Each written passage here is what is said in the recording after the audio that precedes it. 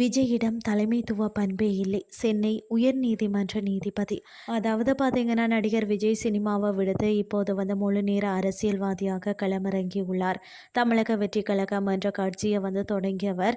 இதுவரை பிரம்மாண்டமாக 2 மாநாடுகளை வெற்றிகரமாக நடத்தி முடித்துள்ளார்.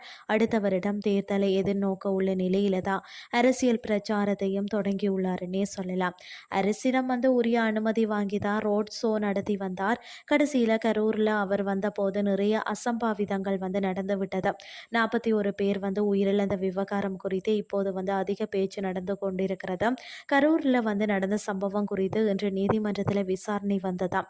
அதுல மக்களை மீட்காமலும் சம்பவத்திற்கு பொறுப்பேற்காமலும் உள்ள தமிழக வெற்றி கழகத்தின் செயலுக்கு கடும் கண்டனம் தெரிவித்துள்ளனர். எல்லாரும் வருத்தம் தெரிவித்த அந்த நேரம் ஆனால் கரூர் பிரச்சார நிகழ்வை ஏற்பாடு செய்த கட்சியினர் மொத்தமாக வெளியேறி இருக்கிறார்கள் என நீதிபதி காட்டம்